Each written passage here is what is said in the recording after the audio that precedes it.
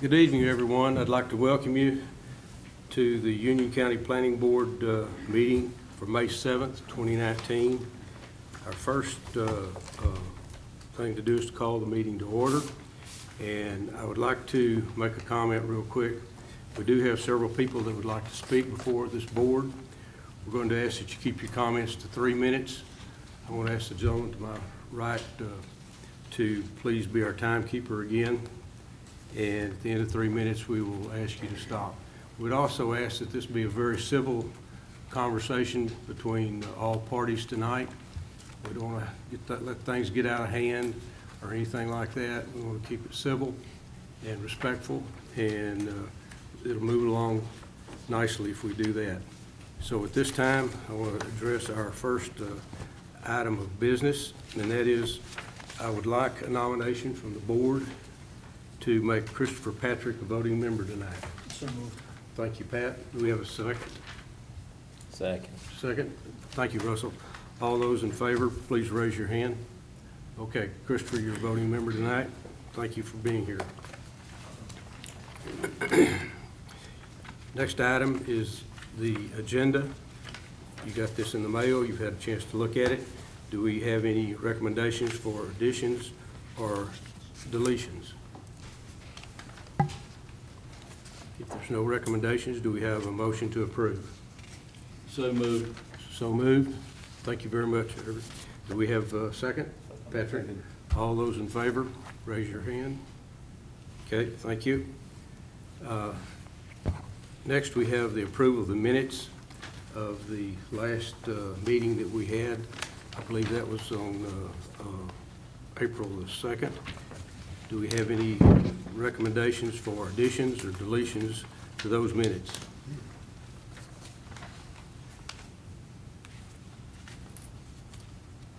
If there's no recommendations, do we have a motion to accept the minutes as presented?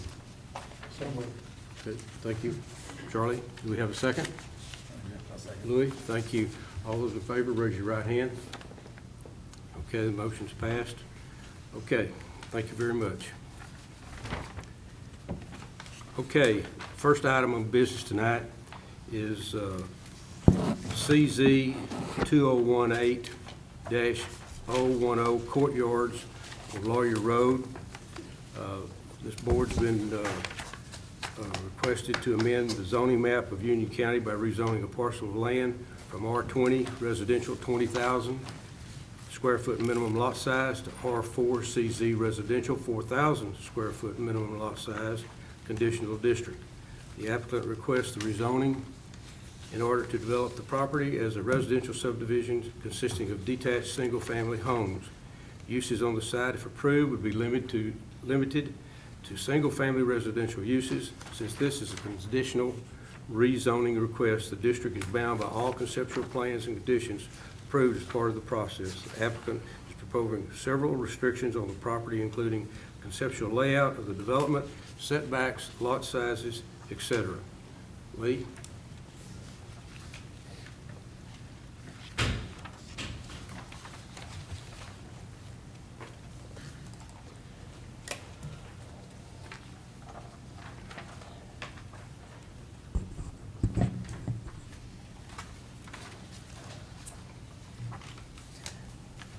So as you stated, this is conditional zoning 2018-010 with the working name of Courtyards at Lawyers Road.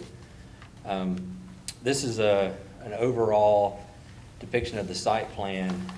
Wanted you guys to see this just so you could get a context of what the overall development looks like. It's a total of approximately 146 units. There's 2 access points. This access point here is off of Lawyers Road. So this is Lawyers Road, just east of the interchange at 485. So just kind of across the street over here is the Harris Teeter Shopping Center. Everybody familiar with that? So this is Lawyers Road. This is Stevens Mill subdivision. And then there's another entrance off of Allen Black. So Allen Black comes down and intersects with Lawyers Road just a little bit further down the street. 146 total lots. The piece we're talking about that you guys are considering tonight is this little portion that I'm about to outline right there. 14 lots. Kind of go through a little bit of why. The vast majority of this is in the town of Stallings. So everything you see over here is in the town. There's an annexation agreement that the town of Stallings and Mint Hill have. Even though Mint Hill right here does not come over into Union County, they have an annexation agreement that basically says Stallings can annex up to this portion and Mint Hill can come over and annex this portion. Mint Hill doesn't really want to annex this area, but the agreement's in place, so Stallings can't annex it. So we're stuck in a limbo, so this is being considered by the county. I think that maybe there's some conversations between Stallings and Mint Hill to maybe in the future amend that, but at this point, that agreement's in place. So again, 14 lots in the county portion. This connection here is in the, over on the Mecklenburg County side, and we will work with, if it's approved, they'll have to work with the Mecklenburg County DOT to make that connection on Allen Black Road. We don't think that's gonna be a problem. One other point on this is an age-restricted community. I think this developer's done a few of these in the county. I think they did the one down the street, which is at Courtyards at Emerald Lake. I think it's literally just right down. You could probably throw a rock to it. These are some pictures. Most of these are the Allen Black Road site. So this is in Allen Black Road looking into the property. The top left. The top right is looking on Allen Black going back toward Lawyers Road. This is looking the other direction. I'm heading north.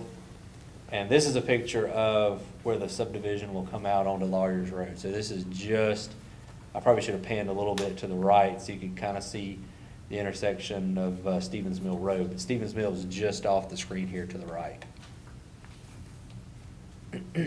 Again, just showing the municipalities. Town of Stallings. This was annexed by Stallings just a few years ago. This is the piece we're talking about. It's outlined in black. And then the kind of blue outline there is the piece that is just over the line in Mecklenburg County.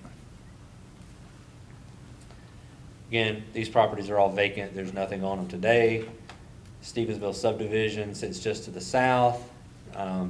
There's a lot of other subdivision development along Stevens Mill Road and along Lawyers Road heading into Union County, and in a fairly large community center just to the south here that has a Harris Teeter, there's McDonald's and a CVS, pretty good sized commercial center.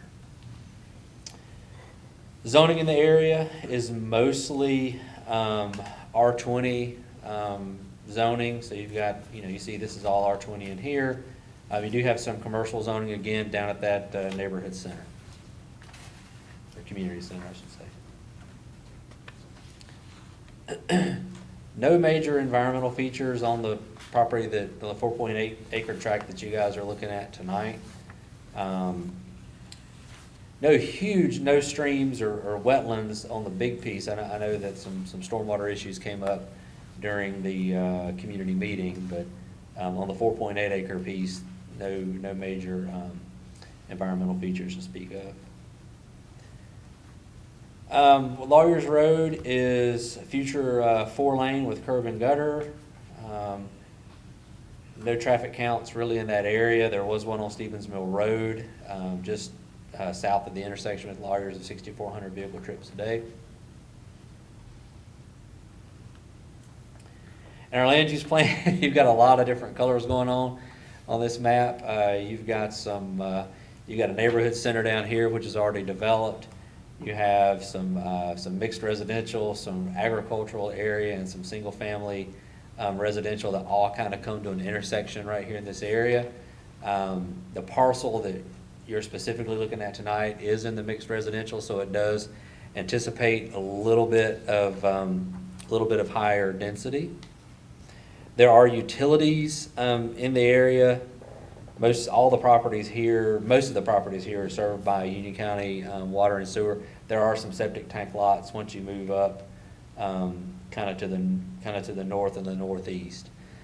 We have run this by Union County Public Works, and they say that there's a 6-inch water main along Lawyers Road and an 8-inch water main along Stevens Mill in the Lawyers Road intersection, and that they can, and the closest gravity sewer line is in the Stevens Mill subdivision. And they say at this point in time that they can accommodate both water and sewer to this site.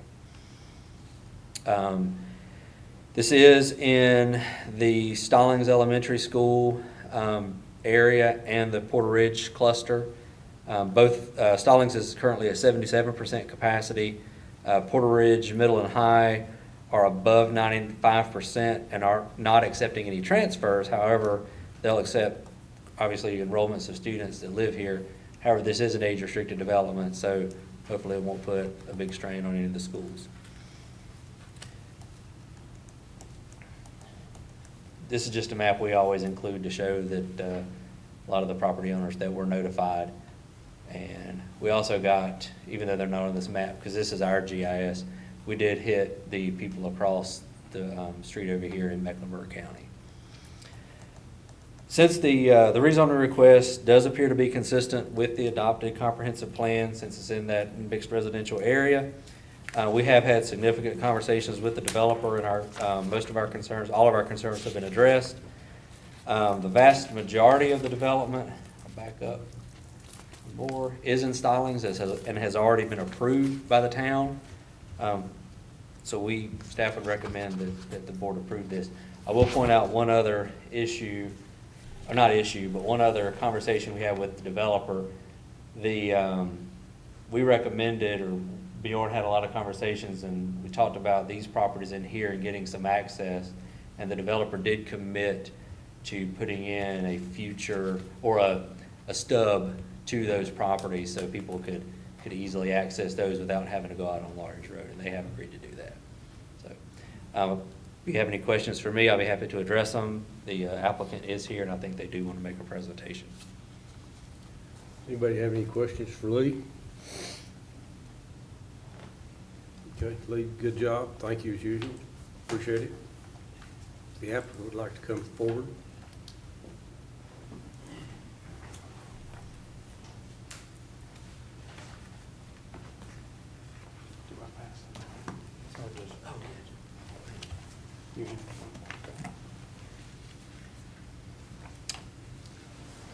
Planning Board, my name is Mike Davis. I'm the Land Entitlement Manager for Epcon Communities. I tell you, it's unusual to be first on the list, so I feel pretty privileged today. Usually we're somewhat in the middle to last. I wanted to kind of give you information about Epcon because this is really our first time in Union County as far as to the county board and planning board. We are, make sure I can operate your, there we go. Who is Epcon Communities? We're a privately held home building company. We build quality homes for the 55-plus population. We've been building homes for the 55-plus homeowners for 33 years. We've been actively in the Charlotte metro area since 2013. Our communities are age restricted, not age targeted.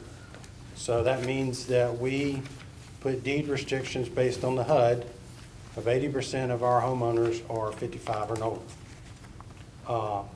And we also do smaller communities, anywhere from 50 to 120 to 130, 140 units. We are not what you would consider the large scale, similar, like Sun City, Carolina Lakes.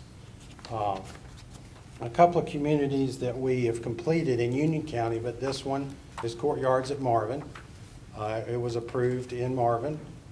55 units was completed in 2016, 17-ish. The next one is what Lee had mentioned, Courtyards at Emerald Lake. We started it in 2015 and then finished late 2018. Had 93 units, very successful. It's in the town of Stallings. The next one is Courtyards at Wedington, which is right off of Matthews, Wedington Road. It's in the town of Stallings at all, also. What's unique about our product, let me back up. As Lee was saying, the area highlighted in pink is the parcel and we're requesting the rezoning. As Lee said, the town of Stallings approved the rezoning on the remaining portion that's in the town of Stallings. Here's just a larger image of that area, of the 14 lots. And of course, if you have any questions during this, please feel free to ask. The next image is a bird's eye view of our product with the courtyards. What you'll notice is at the rear, there's a privacy fence at the rear, and then we have a small gate up front, and that is the homeowner's private area to do what they want. Our rear yards are passive. They're maintained by the HOA, and there's not any, swing sets or anything in the backyard. So it's a little different product than your typical single family. And then this is just a couple elevations to show you our product. All of our product is ranch, and none of it's two-story. We have options for a bonus room, which makes it a story and a half. Here's a couple of benefits, or list of benefits of age-restricted community. We have 50% less trips per day than the traditional single-family homes, and our homeowners travel during off-peak hours. They don't travel in that morning or the late afternoon. We have less service impact. Typical single-family households are 3.36 people per home versus ours at 1.7 in age-restricted community. Also, we have a good tax revenue for town, county, and schools, benefit from the high real estate tax base with low cost per household. Also, our average price in the Charlotte metro area is $427,000, and that's at over $200 per square foot. We also have very unique and very specific floor plans for our demographic. We also have 50-year siding that is painted as a hardy or an LP siding, so no vinyl. We also use culture stone and brick accents on the front or sides. And then we also have the 30-year architectural shingles. Also, our communities have a low crime rate. Also, the 55 and older buyer supports the local businesses, restaurants, and other services where they live. They are also highly involved in the community from charity, donations, and also in town causes. They get involved in the town. So that's a real quick synopsis of my presentation, but I wanted to get you guys introduced to Epcon communities, and would welcome any questions. I printed out the presentation so you guys can have that. Also, there's some other material there that shows some elevations, and also another community that we've developed in Huntersville. So welcome any questions.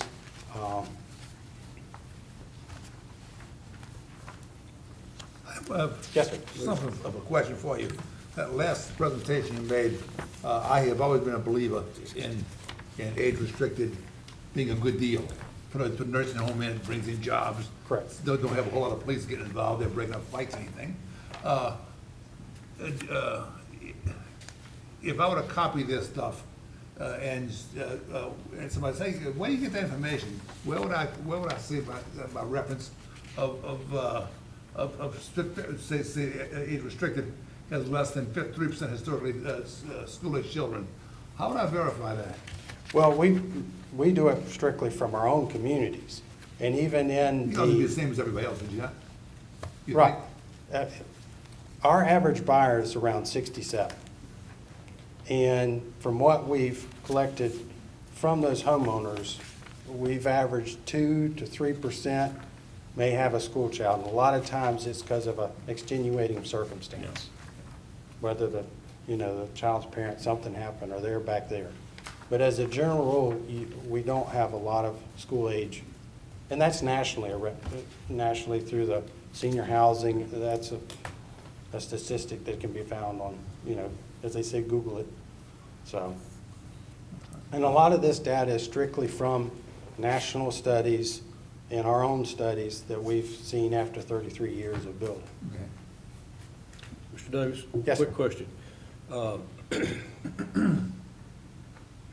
What about emergency vehicles, fire, ambulance, access, egress, et cetera? Well, as you Width can, of the streets? well, we have, as you can see, there's 2 entrances, and a lot of the street width, we're following the town of Stallings as far as their standard through this piece, and also any Union County standard. So we also, as a general rule, we have a 16-foot wide driveway, and we always make sure there's at least 20 to 21 feet in front of that driveway for extra parking. As our studies have found, and just, you can drive through a lot of our communities, parking on the streets is not a problem. Because I know in some single families, you pull in and it's cars. But as an average, we average 1.7 people per home. So we haven't had an issue with parking. And I know that sometimes comes up in many municipalities because of emergency access and so forth. But I think this one is a 60-foot right-of-way. And then the streets are at least 22 feet wide. Thank you very much. Hmm? Anybody else have any questions? Is the town of Stallings, they have approved their part of this already? Yes, it has been approved under rezoning with conditions. And we are currently in the review process, engineering review process. So, and we're having communication with Union County Public Works and so forth.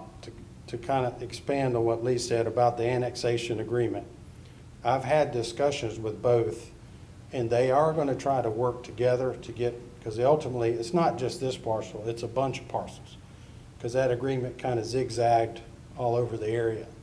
So at some point, we had hoped to get annexed into the town, but again, you're dealing with 2 towns, town managers, town attorneys, so it's just a time consuming. We don't have an ETA of when that could be done.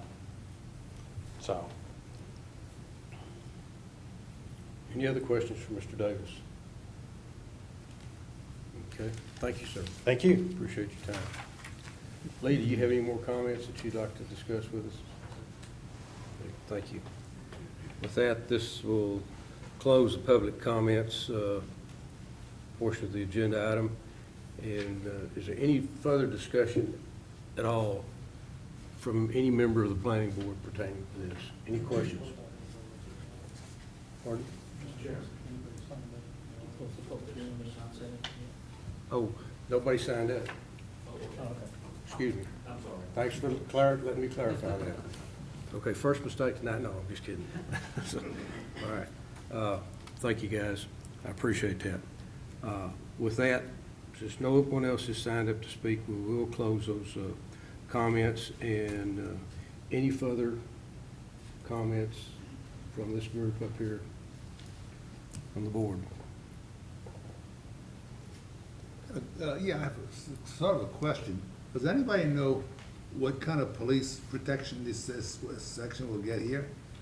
For these, Stallings has their own PD, so it would be part of the county, obviously, otherwise it would be in front of us. Could we reasonably believe that the sheriff's office is going to send a patrol car clean through Stallings area to pick up this one spot of, what, 57 houses, whatever it is?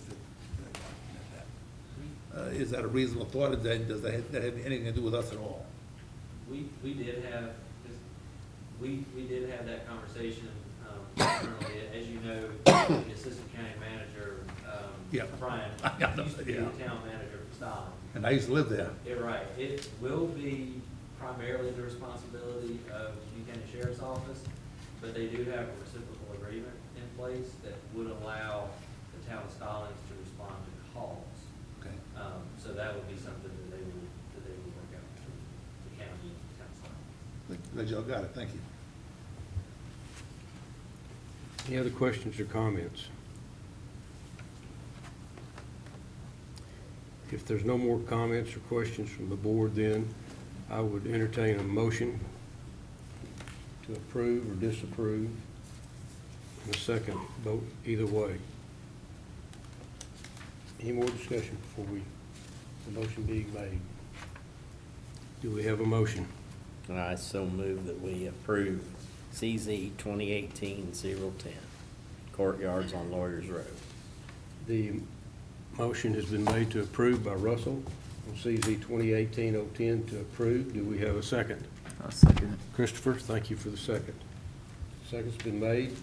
We'll call for a vote. All those in favor of approving it, raise your hand. Okay, thank you. Motion is approved. Thank you to the Epcon. Appreciate that. Okay. Moving along, next item on the agenda is CZ 2019-003, Brewer Henley Highway 200 site. We've been asked to consider making a recommendation to approve or deny the rezoning request to the Union County Board of Commissioners. This is a request to amend zoning map of Union County, rezoning a parcel of land from R40 residential agriculture, 40,000 square feet minimum lot size, to BA CZ General Commercial Conditional District. The applicant requests a rezoning in order to develop the property as a convenience store, vehicle refueling station. Uses on the site, if approved, would be limited to a convenience store, fuel canopies, fuel pumps. Since this is a conditional rezoning request, the district is bound by all conceptual plans and conditions approved as part of the process.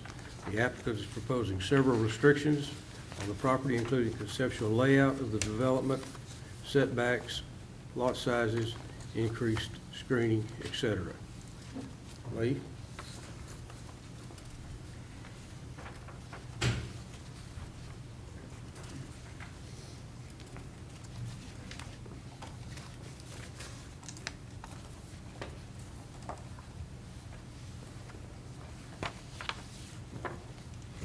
Again, this is conditional zoning 2019-003. We call it the Brewer Henley Highway 200 site. This is a conceptual site plan that was submitted in support of the application. As you can see, this is Highway 200, one across the top of the screen, and then Rocky River Road or Highway 522 in this direction. Convenience store, kind of on the bottom part of the property there, gasoline canopies, and a stormwater pond. And if you look kind of on the top left, you'll see some kind of dashed lines over the top of the intersection. That's a project that DOT will be doing pretty soon. Do you know the time frame on that? It's a funded project though, right? Right. So it's going to happen soon. This is a traffic circle. So you can see it's going to shift the road a little bit. So this is the center of the traffic circle. It kind of goes around like that. So again, pretty basic layout for a shop or a convenience store. They did propose a berm with a fence on top of it with some plantings to screen. This is one of the things that came out of the community meeting. Heard a lot of comments from adjacent property owners, and they proposed a berm with the fence on top and some extra plantings to help block the view from the residences behind it. They do have two access points, one on 522 and one, or Rocky River Road, and one on Lancaster Highway. And I believe both of those are right in, right out. Is that correct, Bill? Left over? Okay. So again, those two access points left over. And again, I think I mentioned that there's a stormwater detention water quality pond sort of more toward the intersection there. These are just some representative images of the facility. So these are more black and white. You can see more like the front of the store there, and the sides. So you see it's a brick and masonry type structure. There's a color picture here.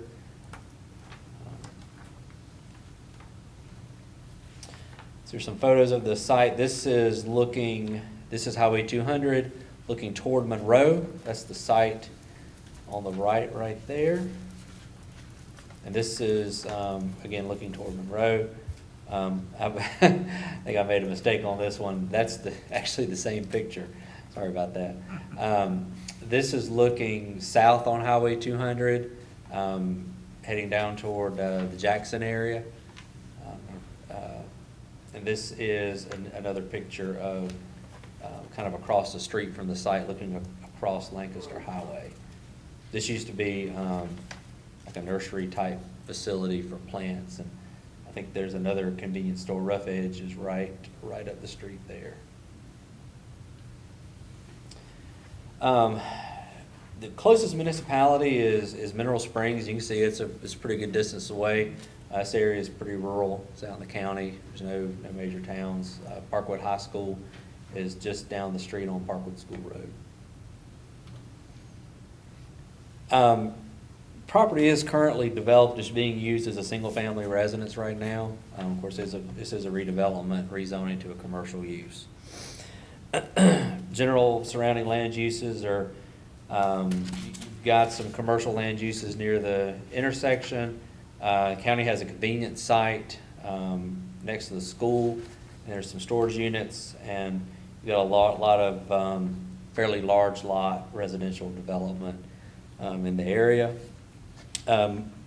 This property specifically would be served by Union County Water and individual septic tank. They have, I think, engaged a soil scientist to go out and take a look at it, and they've let the developer address that. I believe they've engaged Union County Environmental Health, and they've gotten some sort of initial reviews of that to say that they think they can make that work.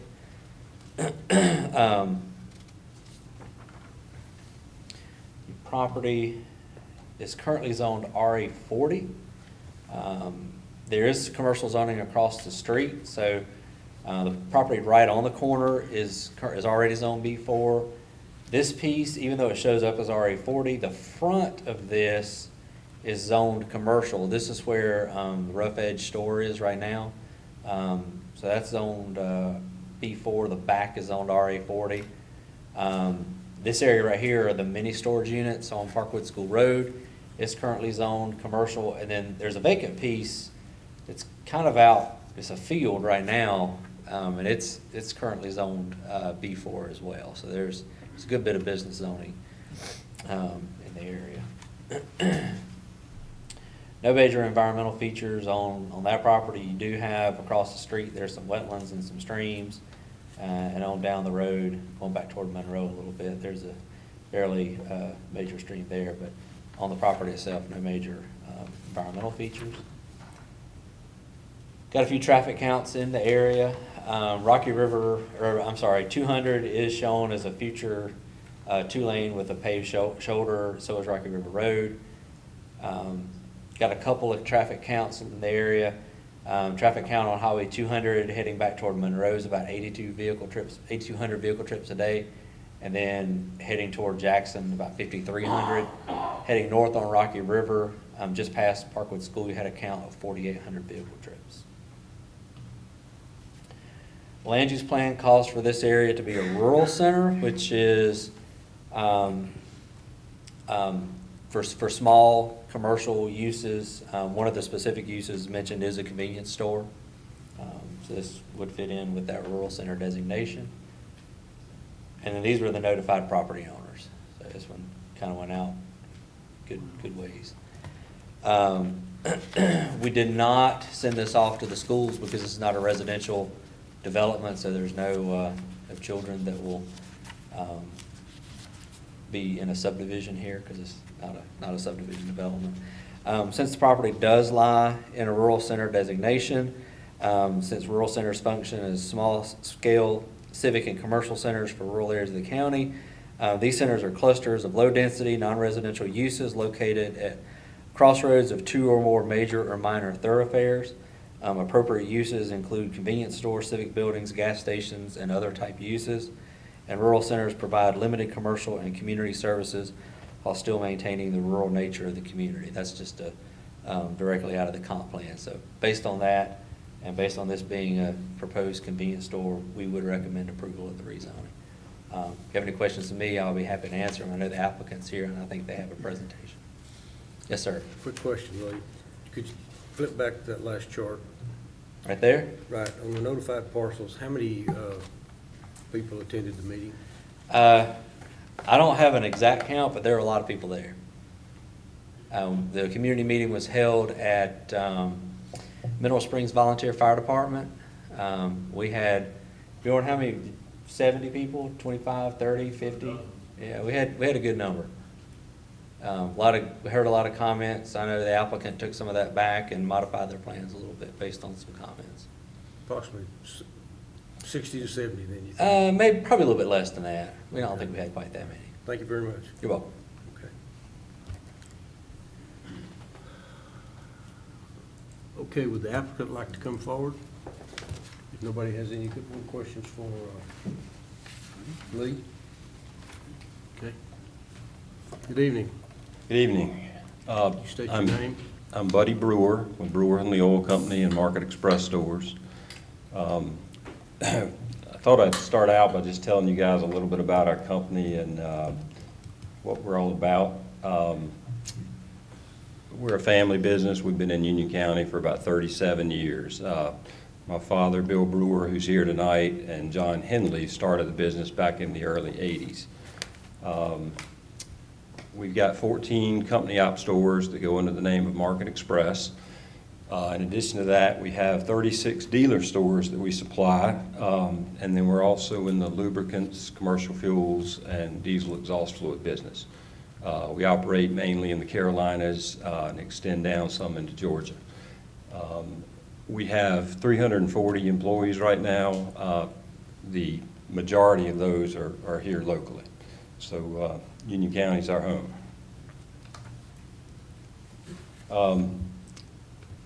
What we have is we've got two parcels there at Rough Edge. Bill Medlin and his son Brian, they own two parcels side by side, and they reside there. We have both of them under contract. It's 4.49 acres, and we're proposing to build a 4,200 square foot store. State of the art. It'll be Shell branded and of course sell all Shell branded fuels. Just to tell you a little bit about the features, we will have a restaurant or grill inside the store. At this time, we're still exploring different options pending the obvious rezoning. We do plan, some things we do know that we're going to feature is we'll have hand-dipped ice cream, milkshakes, frozen slushy bar. We'll have a Java Jeff, who's a local Union County company. We plan to have a gourmet coffee and tea bar. We also plan to participate in the North Carolina Education Lottery, and I've also mentioned that we've got an ATM inside the store. As Lee mentioned, we did a traffic impact analysis. We hired Ramey Kemp out of Charlotte to do this. We wanted to make sure that we would be allowed both entrances, one on each road, and were granted that by the county and the NCDOT. And as these guys mentioned, we've got a right in, right out, and left in off of 200, but we're not granted a left out because of safety concerns. And then on Rocky River, we were only granted a right in, right out, and I think the DOT is basically wanting everybody to maneuver around the new roundabout that's coming soon and use that instead of holding up traffic. So we were fine with that and think it'll be a safe intersection. Septic Design, our engineer, Chris Hope, is here tonight if you have any questions. He and our soil scientist we've already done our due diligence here, and they have drawn and approved the septic design. The only thing that's waiting on is the county requires an easement for the neighboring property, where our septic field and our repair field will be located, and we can't give them an easement until we actually own it. So that's the only thing holding up that approval at this time. Screening and buffering, as Lee mentioned, is big with us. That came up at the community meeting, and we've tried to really listen to the neighbors' concerns. I tried to put myself in their position if I lived there. And so we've tried to go well above and beyond what the county is requiring.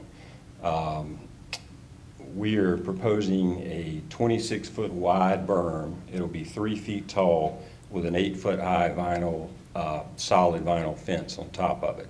So 11 feet total height.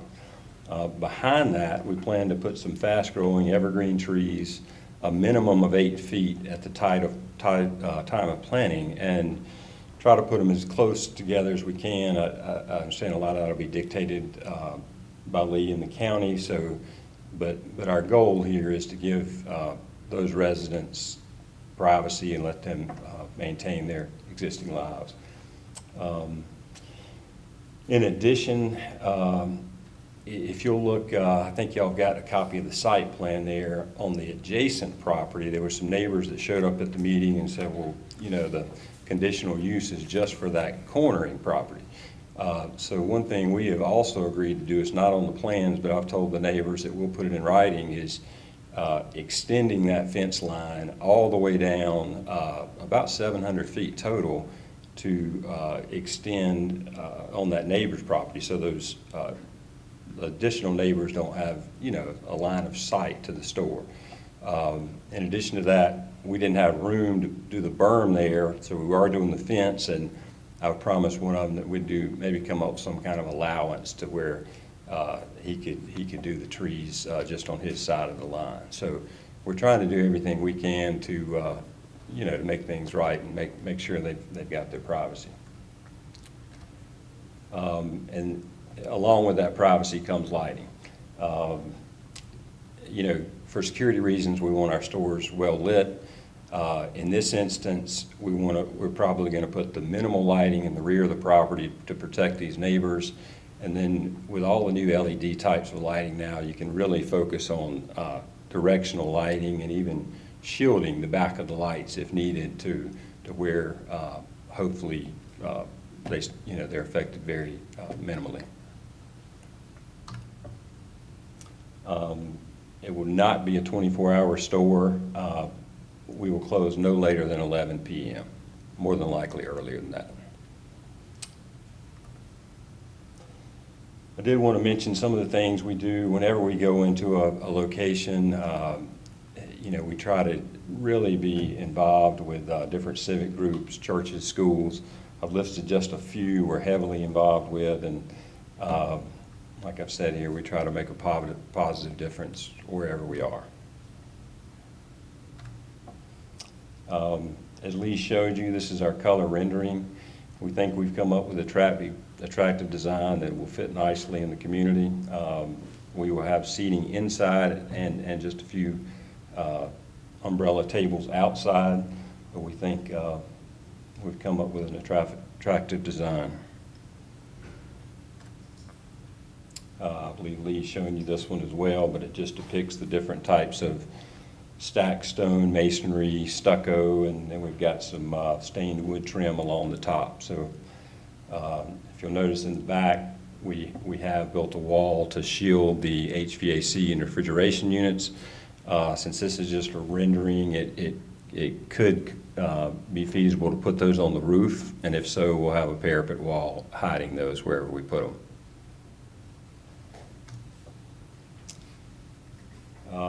Site plan, and on Lee's earlier plan, I think it was blocked out, but if you look at in the bottom left, it shows the depiction of the berm, the cross section of it, and the fence, and gives dimensions. So we will extend that. What's not shown on here is the neighboring property where it shows septic field. That's the property where we would extend the fence all the way to the next property corner.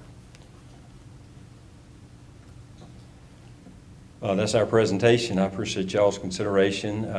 You know, there is a lot of commercial across the street in both ways, and we think it'd be a great site for us. In fact, we hired a company to come in out of Texas and do a really extensive study.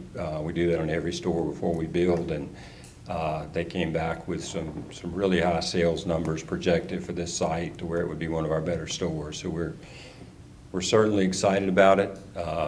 Union County's our home, and we'd love to build another store here. So thank you. Thank you, sir. Does anybody have any questions from the board for Mr. Brewer?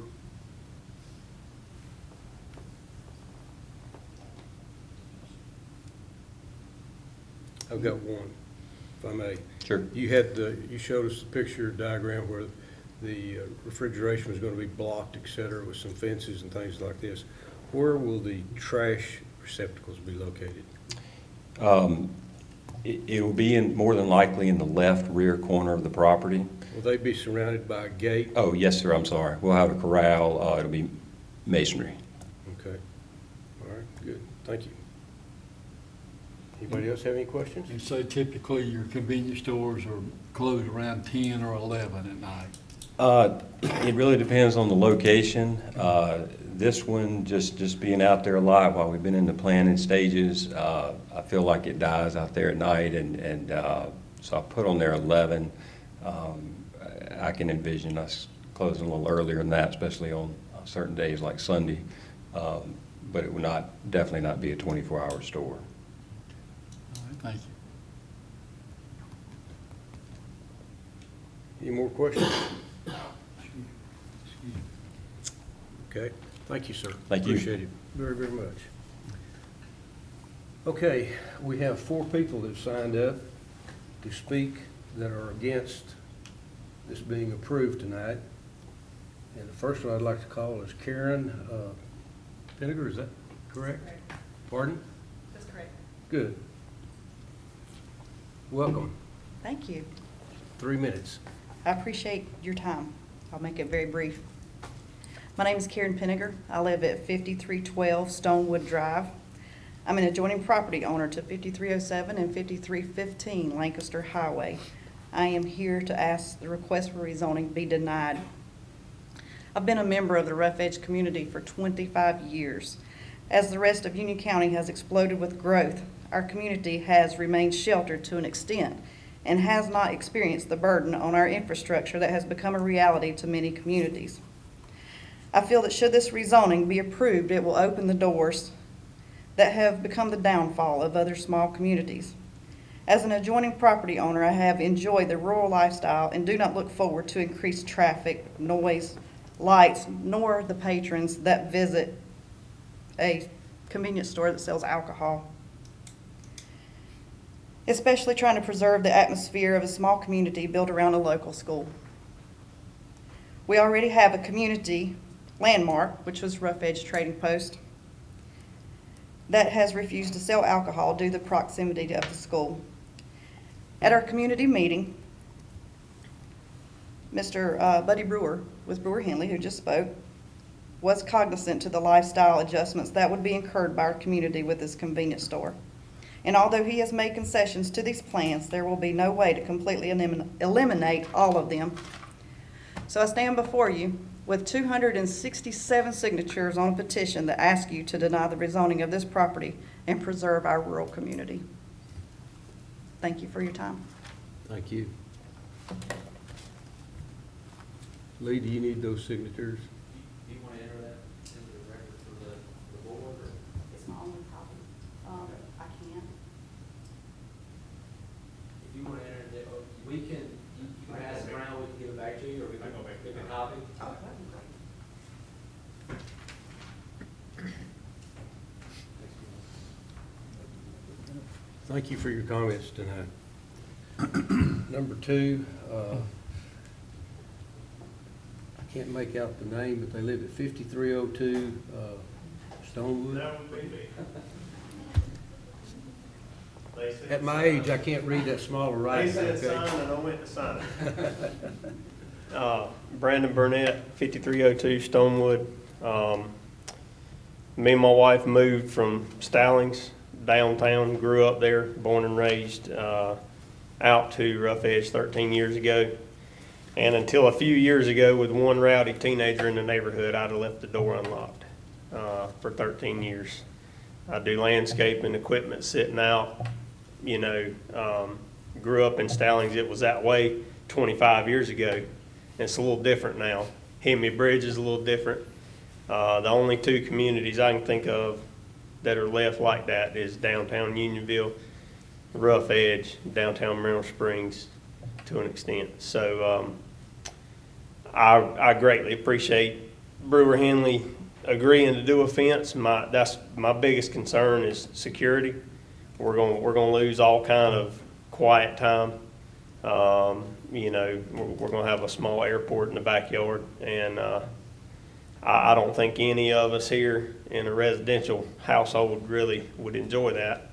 But I appreciate him, you know, being willing to do a privacy fence and everything, but, you know, just want to consider the small town community feel that is hardly left in Union County, and that's why everyone in our neighborhood, that's why we moved to that area.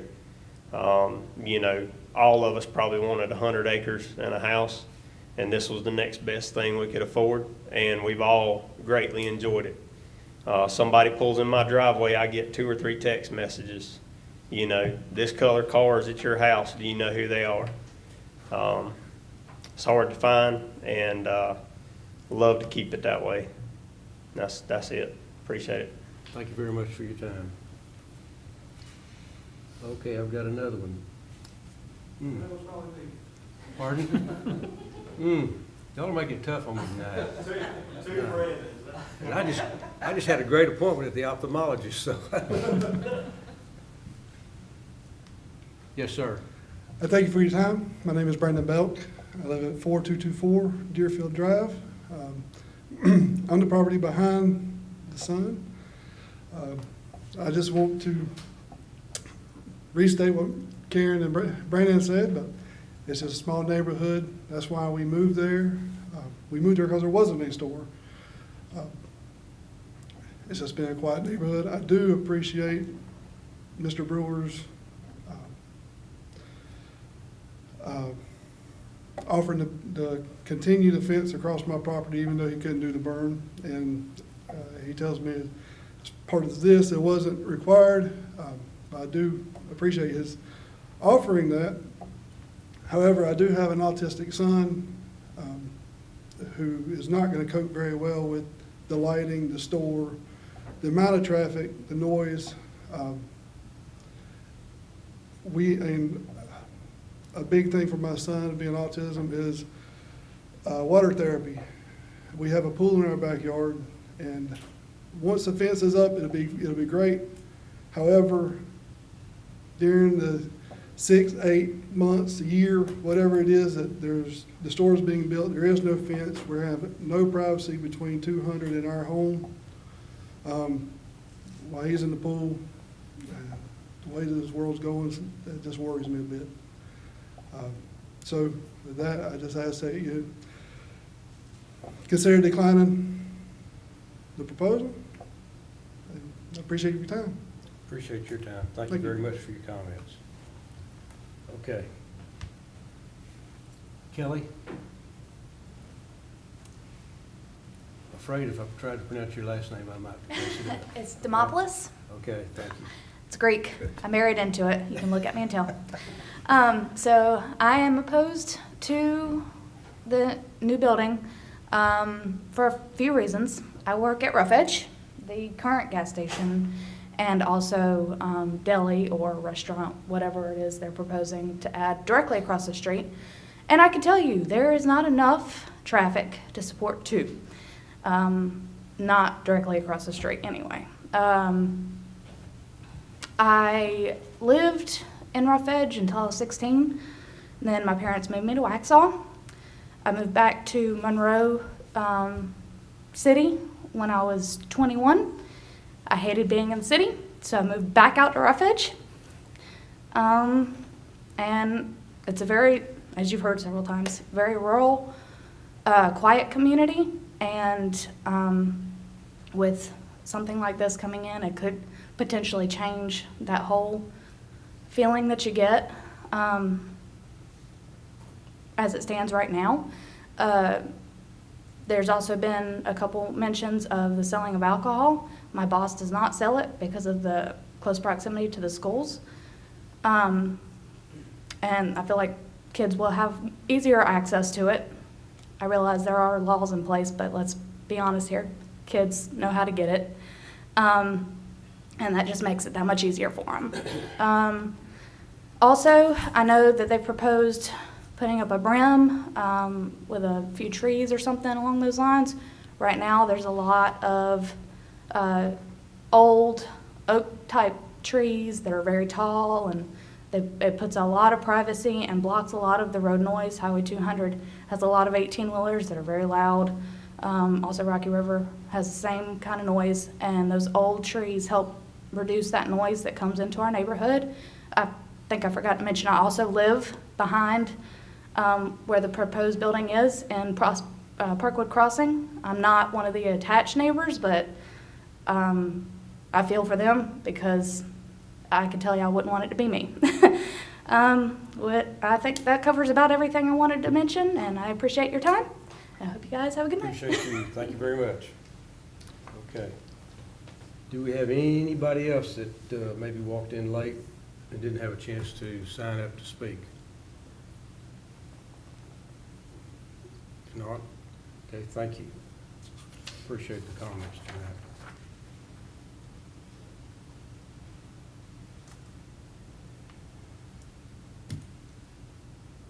Lee, any final comments or anything? None? Okay, good. At this point then, we will close the public comments portion of the meeting, and we will ask for any comments from the discussion amongst the board members here. Do we have any comments? Anybody concerns? Go ahead. Mr. Brew?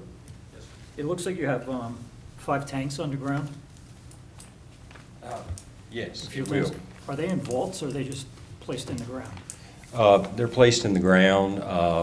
There'll be fiberglass tanks, and due to the EPA and the state's requirements, it's pretty secure these days. We also have electronic monitoring to ensure that there's a leak or anything, plus monthly testing has to be done. So these days, it's not impossible, but it's very unlikely that you have something happen. How far are they off the highway there, the ones in the front? I don't know the number of feet, but they're, well beyond the right-of-way on the store side. Thank you. We tried to put them where the gasoline tanker truck can pull in and be parallel with the road and then exit out onto Rocky River and then hit the roundabout. And speaking of the roundabout too, we would like to, ideally, we'd like to build the store at the same time they're doing the roundabout, but it obviously depends on, a timing issue. Lee, I've got a question for you. Based on the comment about alcohol, what is the ABC ruling of distance from a school? I believe they are outside of any distance requirement. Okay. The county is, you can sell beer and wine in the county now. They had a vote on that years ago. So as long as they met all the ABC rules, they would be able to sell it. Okay. I believe it's 500 feet.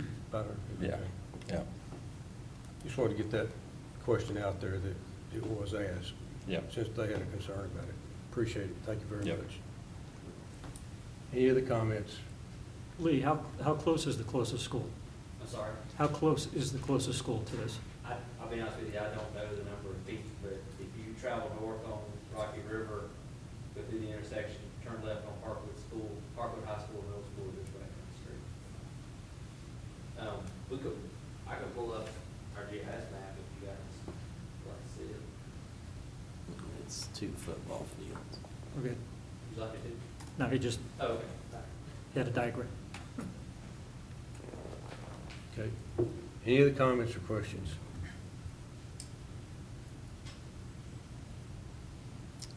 No comments, no concerns, no questions. If there are, pardon? Okay, Patrick? Mr. Brewer, how tall are the lights that you're going to be putting out there? I mean, you got a 3-foot berm and an 8-foot fence. That's only 11 feet. Yes, typically we do have pole lights surrounding the parking lot. We would certainly agree to work with the neighbors and put the very minimal lighting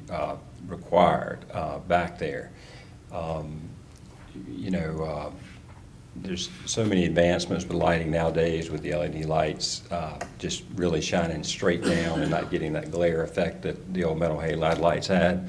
So I mean, we would even commit to not putting pole lights in the rear. We would have to have, wall packs on our building to ensure the safety of our clerks walking out to the dumpster corral, that type thing. At night when you close, what kind of security lights are you gonna have around the building? Very minimal. We leave just a few on for, to protect against break-ins and that deter against that kind of stuff, but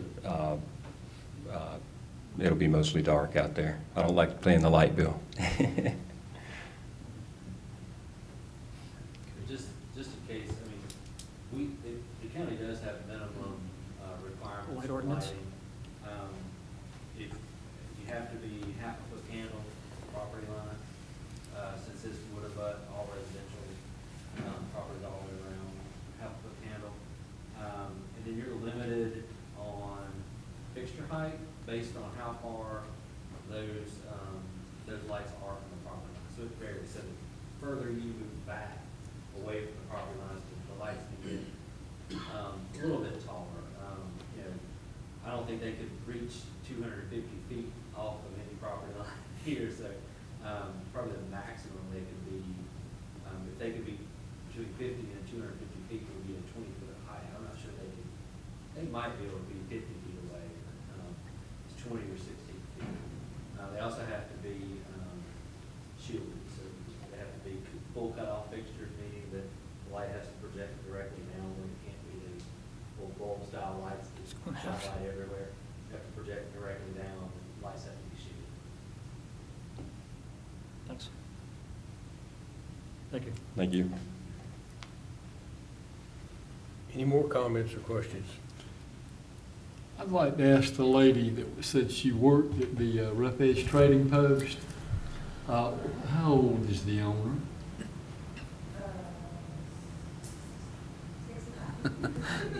How old? I didn't want to overguess.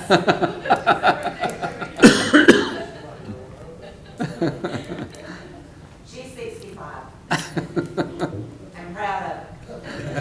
And she's a wonderful woman to work for. Amen. I'd like to make a comment. My father-in-law was Jim Balcom. He ran Union Service and Grocery. This is really a two-edged sword for me because they refused to sell beer in their store even after he passed away until his wife sold it. And then, of course, this is available now. And also, he had a sit-go that was built within a mile of him. And I felt like that would be his downfall. But as long as Jim was alive, and I think Charlie Griffin will tell this, he had very committed, loyal customers. And he did well. Unfortunately, when Jim died, the loyalty went away. I realize there has to be progress. And I'll say this for Brewery Henley. They're a county raised company of great integrity. They contribute to so many charities and functions. I've been to so many where they were a major sponsor for Turning Point or the Shelter for Battered Women and all this. And I have nothing but compliments from them. So this is a very, very difficult situation. I'd much rather have a county-run citizen or a county-run company that's owned by citizens to build a project like this as I had somebody from out of state. And this is progress. I've lived through it. I've lived through it. And that's the wave of the future is the Market Express type things they're talking about. And they're very reputable people. And so my hat's off to them. My hat's off to y'all for continuing to run a small family-owned business. My wife was raised in that, so I quite understand. Everett, those are very, very nice comments, very moving. I didn't clarify the situation any at all. No, but I muddied the waters up. I'm an old country boy from the state of Texas, and I come from small towns. And if a business maintains its culture, takes care of its customers, and cares about the customers are not going to leave them. That's right. They're going to stay there. I don't care if they can build the biggest Walmart next to them. If they really want to stay in business, they'll stay in business. And so, just a side statement. I do want you to know I appreciate you making that comment very But, much. man, by the same token, you know, Brewer Henley is a class outfit. I mean, they're classy people too. And you don't want to deny them the opportunity, but yet by the same token, you don't want to hurt those people that had built homes there, but he's going the extra mile. And I don't know how to say this to y'all, but there's something going to be built there. I don't know what it will be, but that's a prime, pardon? That's a prime piece of property, and something will be built there. So you just want something that's someone you can deal with. Is there any more comments from this board? Yeah, I'd like to make one. Okay, go ahead. I'm a retired businessman. I own a small business like you have out there, except mine was wholesale to the trade. When I started my business, I was the only guy in the United States who manufactured the goods I made. And oh, I was so happy as could be. And I was making a bunch of money. The next thing you know, I had a competitor, and another competitor, and another one. And every time I got competition, my sales started to look like it went down a little bit, but I hustled a little harder. I became more efficient. I started buying my stuff a little smoother, wasted a lot less stuff. And I was in business for 38 years. I made a living for the whole 38 years. I had about 15 competitors by the time I retired and sold my business. So what I say to you is competition. You know, everybody hates to have it come up, but it makes a better person of you. It truly does. It'll bring out some smart you think you didn't know you had. And you'll sit and think, well, how can I make the same work? How can I do it cheaper? How can I do it better? Blah, blah, blah. How can I make my customers love me more? You think of those things all the time. And it's uplifting to have competition when you get past the crying. You make yourself into a much better human being.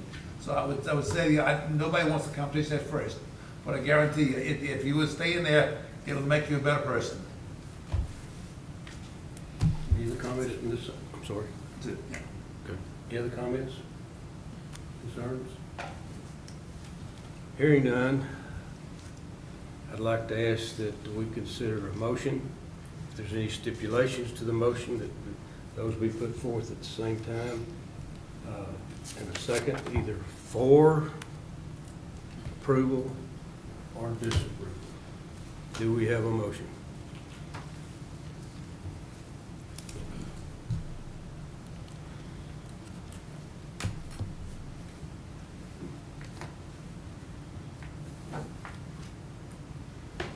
Anybody?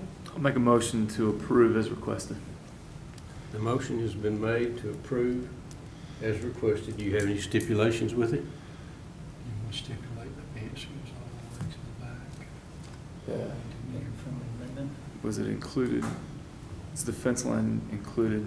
And Lee, can you clarify that for us from the county side? Was the I couldn't hear that. The fence line being included, run the full length of the property line? The rear property line? Yes, sir.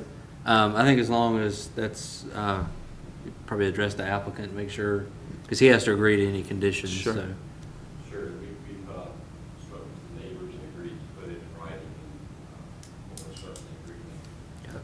I think the other thing, the lighting ought to be put in there. Absolutely. Would you make that recommendation, that the lighting be put in? Make an amendment to include the lighting along the rear of the property.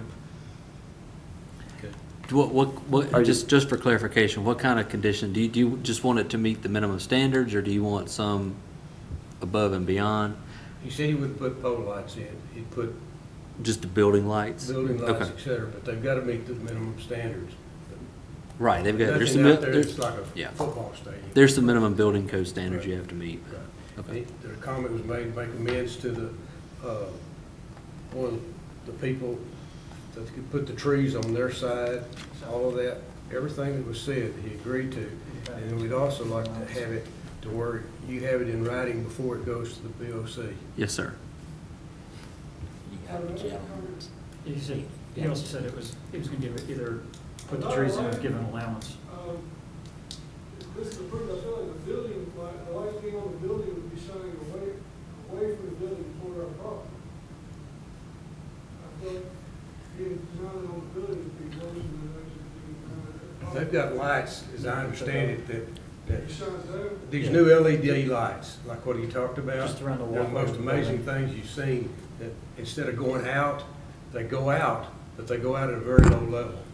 That's why I don't want to be shining out where I figured they're on the back of the property, they'd be shining toward the building and away from it. Well, let me say this. They could be turned so that they're facing down, not out. As chair of the board, I honestly feel, based on what Mr. Midland said about this company, listening to what he said and the way he's worked with y'all so far, something in my heart tells me this is going to be very, very similar to what we had over on, I believe it was Tom Short with the subdivision and the swimming pool building and That's right. storage building and all the lights and everything. That worked out beautifully, if I remember correctly. Am I right, Dick? Didn't that work out pretty good? So I think this is going to happen. We're going to ask you to do that in good faith. Can I ask one question? Yes. Mr. Brewer, can I ask you? Go ahead. Mr. Brewer, you said you're gonna have a lot of dirt on this, right? We will. Is there not gonna be an extra to put some type of a berm behind the gentleman's house with plantings on it? Is there room there or not? The septic design, possibly be done, but the septic design have to change. That's where the, I guess, the better soil was, so they got it at the rear, where you got the drain lines and then the rear field. And they've got that, there's all the way to the back, that's where the better soil was, so, Yeah, I know all about the septic fields. yeah. I have a road going over mine possibly. I may lose my house. Okay. So we did agree to an allowance with Brandon to, so that the trees are burned on his side. Okay. Motion's been made with the stipulations as discussed. Do we have a second? Second. Charlie, thank you. Okay, we've had a first, we've had a second. This time what I'd like to do is call for a vote to either approve as the motion was made with the stipulations, a yea vote or a nay vote. We'll take the yea first. By everybody in favor, raise your right hand.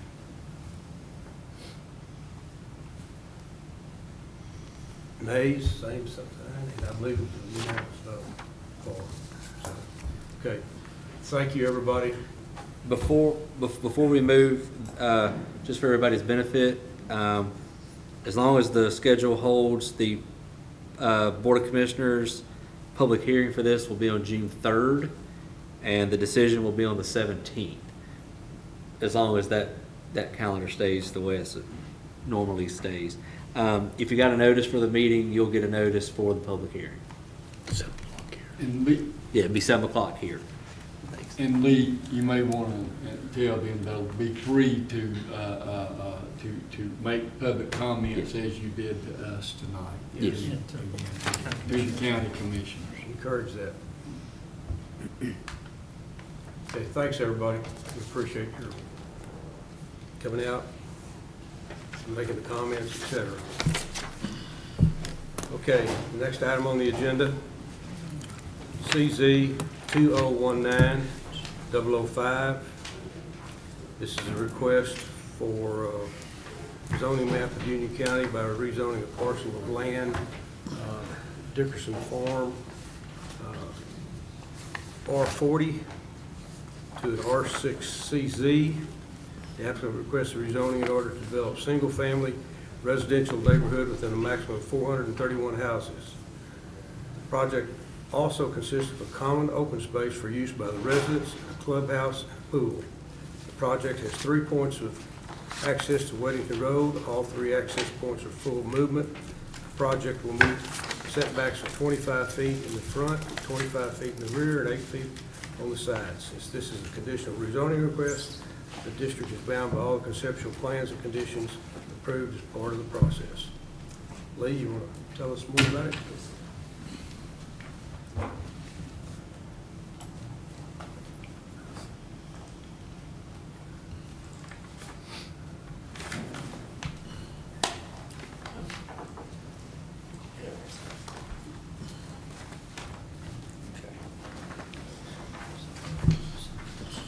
stated, this is conditional rezoning 2019-005, so we're working title of Basin Farm. Property is currently zoned R40, and they're seeking to rezone the property to R6 conditional, build a maximum of 431 houses. The project will meet setbacks, so have 25-foot front setbacks, 25-foot rear setbacks, 8 feet side setbacks, and again, since it's a conditional rezoning request, the district will be bound by all conceptual plans and conditions as approved as part of the process. This is a general layout of the site. This is Highway 84. The traffic circle at Airport Road would be just off this map on the west side. This entrance here is St. John's Forest, if you're familiar with where St. John's Forest is. So that's the entrance to St. John's Forest.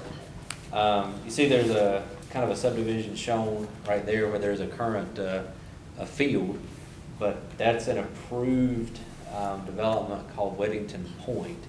It's currently under review right now. That was a rezoning that came before the board maybe a couple years ago that was approved. But this is the development that's being proposed. You'll notice there's a fairly large square here.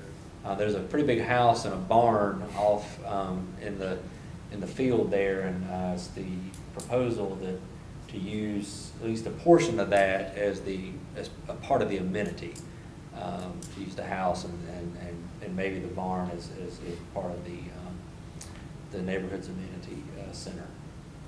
Again, like I say, 431 homes, large amenity area, 3 access points. You can see those access points here on Wedington Road, 1, 2, and 3.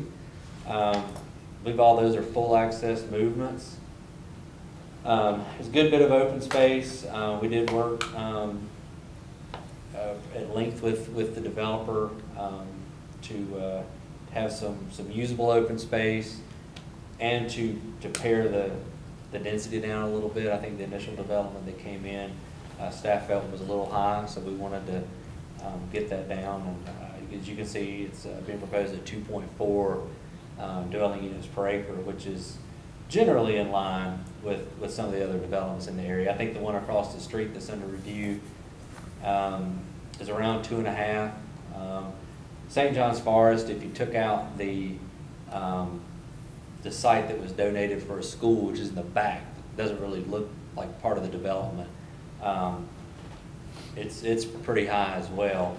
There's a couple others, Creek's Landing, which is adjacent to this. It's in the high 1.9, 2 units to the acre, and then Ellington Downs, which is across the streets in that general range as well.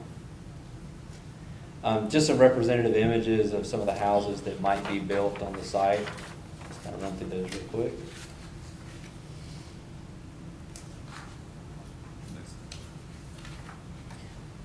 These are some photos of the site. This is Highway 84. This is a little pull-off on the side where Wedington Point development is. This was an old road at one time. It really wasn't a road. It was more of a path. But it had a state road number, and it's called Keels Road. The applicant currently has this petition for abandonment. We have to take it through a process at the county to do that. We're currently doing it.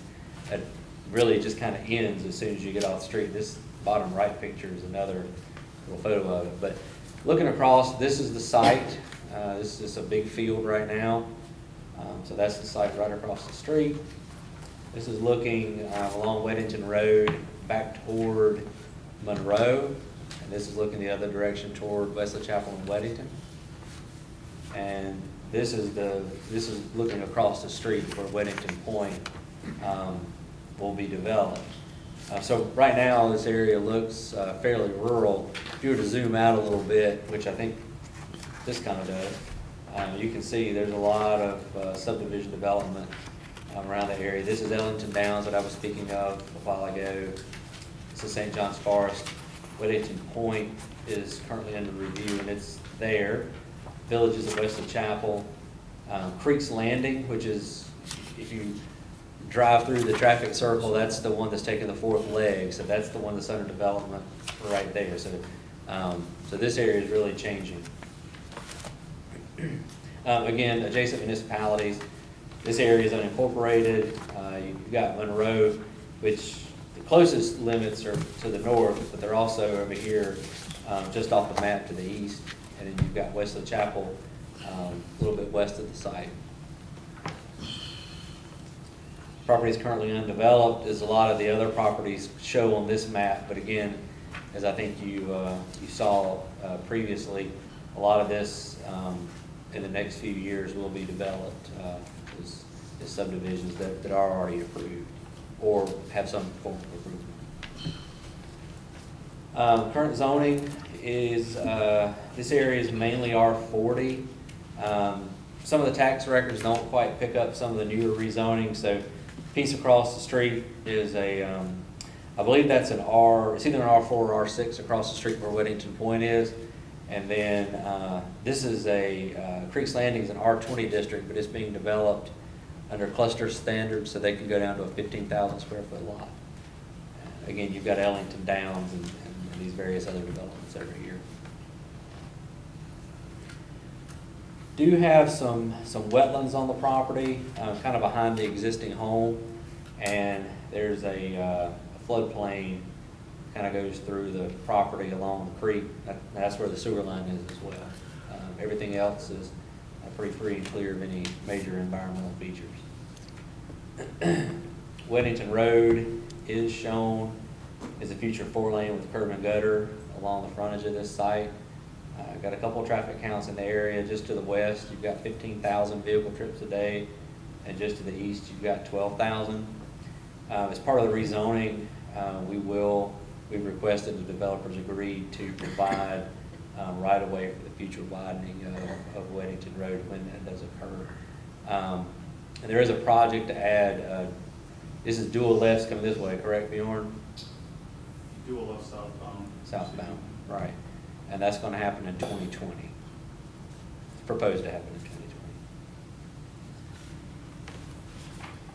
As far as the comp plan goes, you've got kind of, again, this is another intersection area where we've got some mixed residential that kind of spills down in this area and in single family. So we would anticipate a little bit higher densities, not on the scale of what you see, or the Courtyards project or some of the other ones that are a little bit higher density than we've seen before, but higher than 1, somewhere lower than around 3 or 4. So the 2 to 2.5 range is probably in line with what we're seeing there.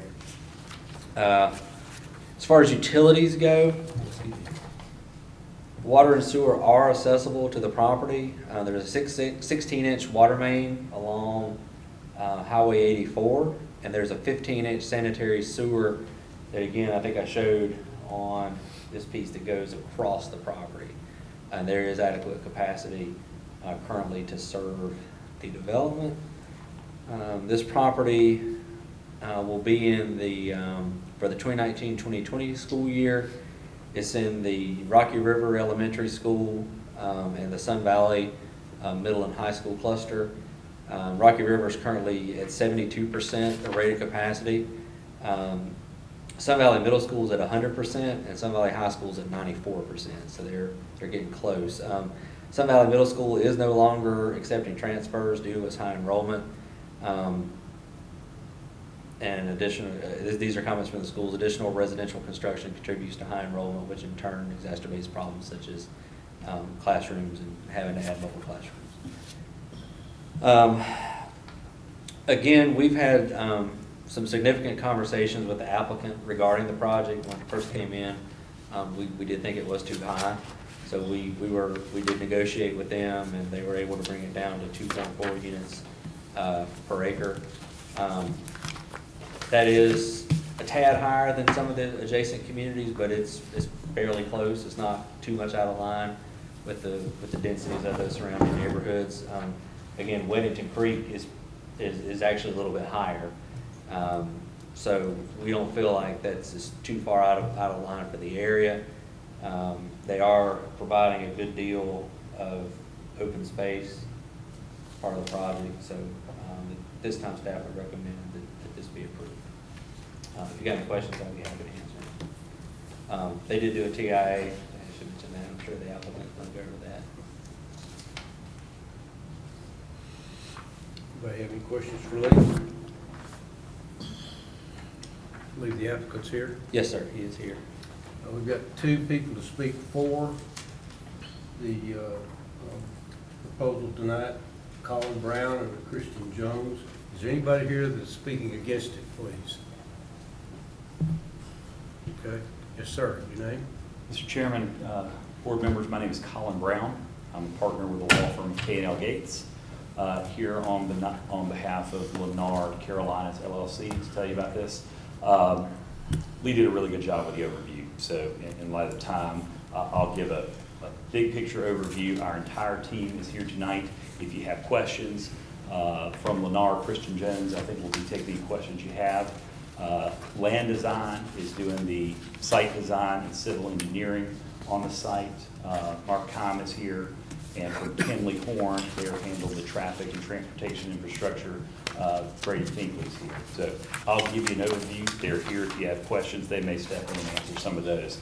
Lee did a good job orienting you to the site. Just got some different aerials. It is it's a really nice piece of property. I know when you hear 431 units, that sounds like a lot of units, but this is a 179-acre parcel. It's a large parcel, very wide open, not a whole lot of tree cover on it. Here's one of the looks from the road. There's an existing home and barn. I called it the old home place when I got here, and Steph said, no, that it may look old, but those are fairly new. So, but there's a nice residential structure and barn structure on it. As Lee mentioned, we're going to try and maintain that and maintain a bit of this view corridor that you see here. We gave you a good overview of the bones.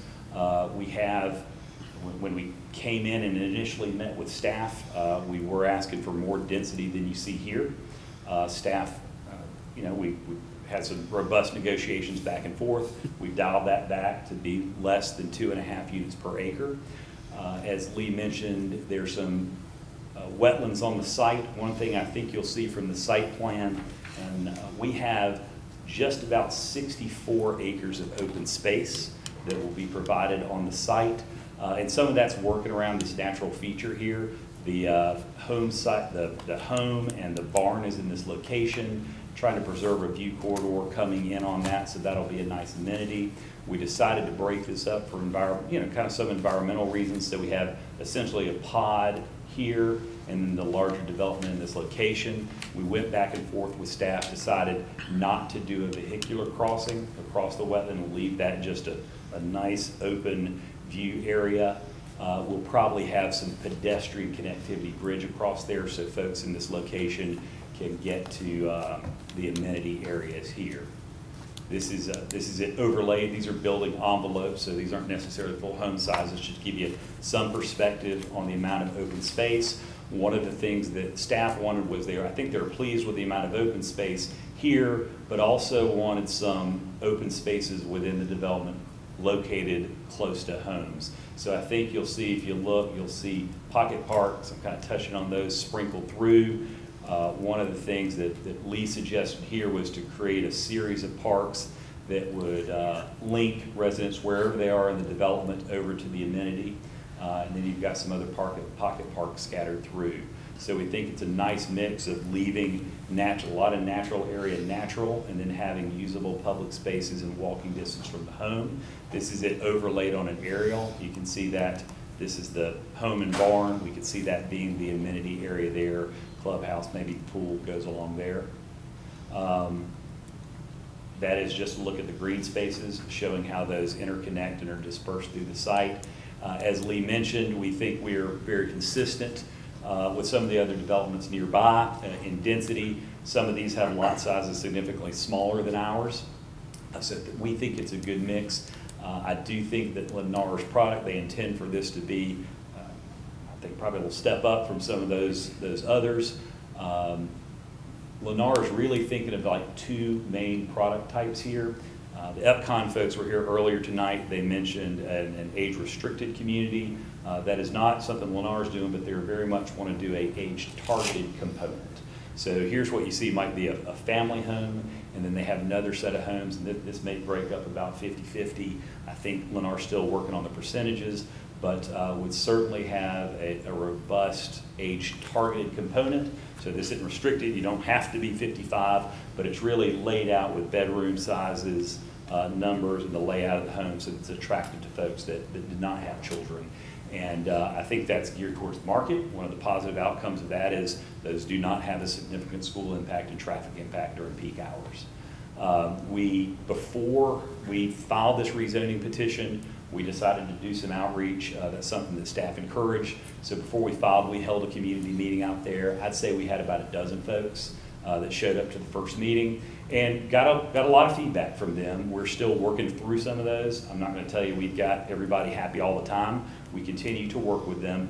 Some of their requests, and I'm not sure we can get to them all, but a lot of the folks that came to the meeting live over here. A lot of families that have been there a long time. Many are members of the church over there. One of the things they asked if we could look at was trying to locate the age-targeted units toward that side of the property so they could walk to the church. We've got to make sure that works, the engineering works, and that fits for that product type. But we told them we'd look at it. Very concerned about screening and buffering along that property line. There are some stringent stormwater issues they've experienced, so our engineering team is going to continue to work through that. They ask us if we commit to 2-car garages. I think we're comfortable doing that. There's a no vinyl commitment as an exterior building material. We want to be able to use vinyl on some soffits, window trims, and things like that. But as far as the exterior siding of the homes, that would not be the case. We've got a commitment to that already. The folks, they told us they prefer not to be annexed into Monroe. So these are just some of the conversations Bjorn attended. We've had 2 meetings now. Bjorn's attended both of those. I won't tell you we've got everything worked out, but I think we've got good contacts there, and we will continue to work with them and address as many of their concerns as we possibly can. I will say in our initial meeting, it said, well, our density is 2.5 units per acre.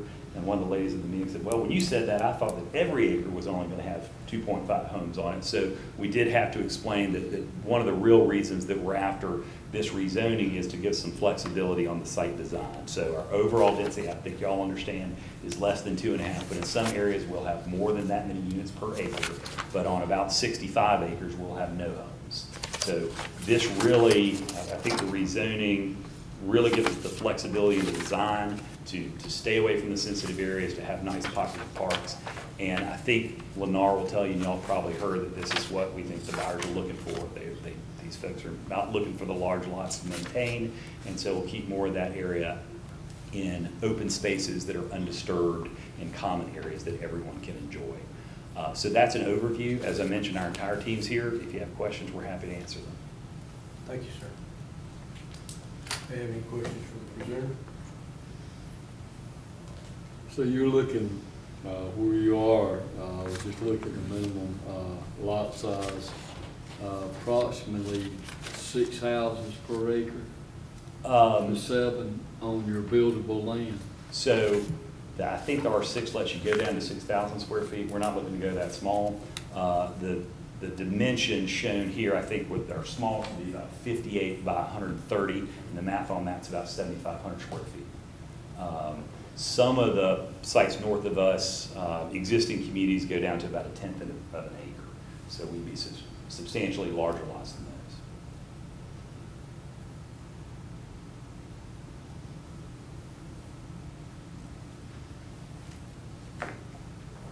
those. Any comments or questions? Okay. Thank you, Mr. Brown. Thank you. Mr. Jones.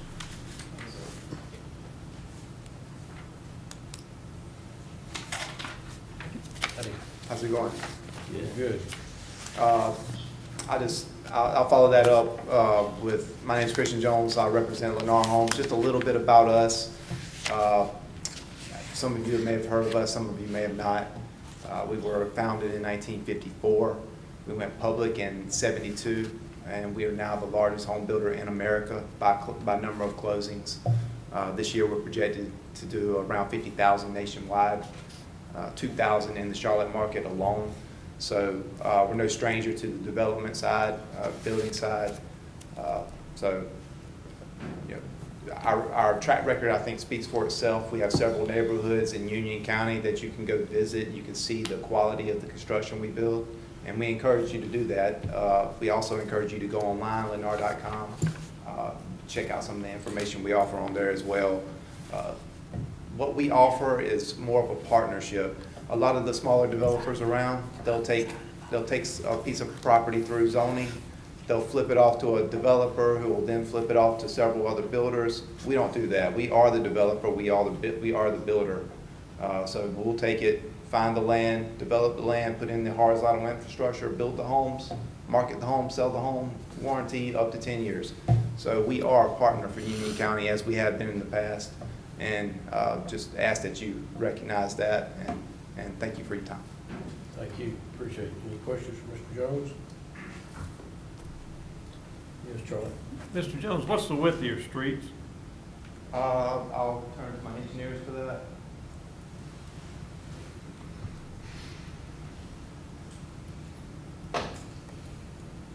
Evening Board, I'm Mark Kahn with Land Design.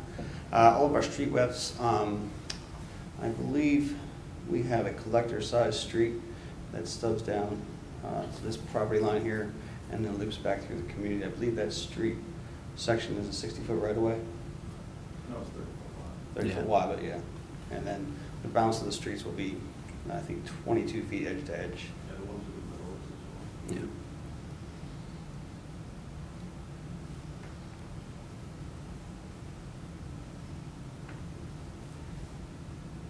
Any other questions from? What's the average on your width of your streets?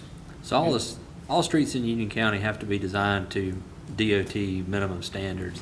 Except we have a little bit higher standard on some of our construction as far as asphalt, but it's something that Bjorn and DOT look at during the design of the subdivision and determine whether it's got to be a collector or a local street. Both of those have different right-of-way standards and different pavement standards. Bjorn, you want to go into a little bit more detail on that? Sure. This is definitely something we've gotten a lot of experience with over the last couple of years, as we've gotten so many rezonings and densities that previously weren't even being entertained. And so for this overall site plan, we have collector streets for the main entrance and then essentially a fork to the left and to the right, stubbing out. And our UDO uses 100 lots. If the road serves 100 lots, built to a collector street standard.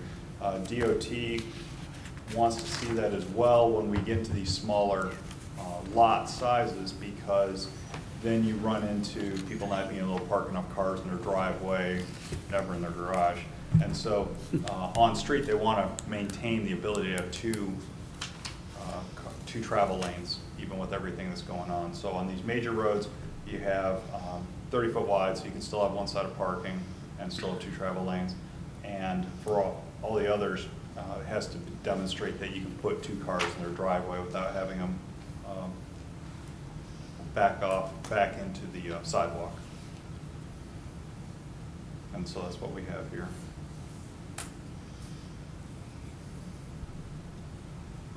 So your primary streets are 30 feet wide? Yeah, the main ones here and here be 30 feet wide, and then the remainder would be, I believe, 22. Yeah. And there'd be sidewalks on both sides of all streets. I was just curiosity out. No, it's definitely something we've been learning about, especially to get these townhouses, because we've been wanting them to be kept in DOT standards, and that required a little bit of learning as well, because there's even less driveway for them. So we've definitely been paying a lot of attention to it through these rezonings. Any more questions?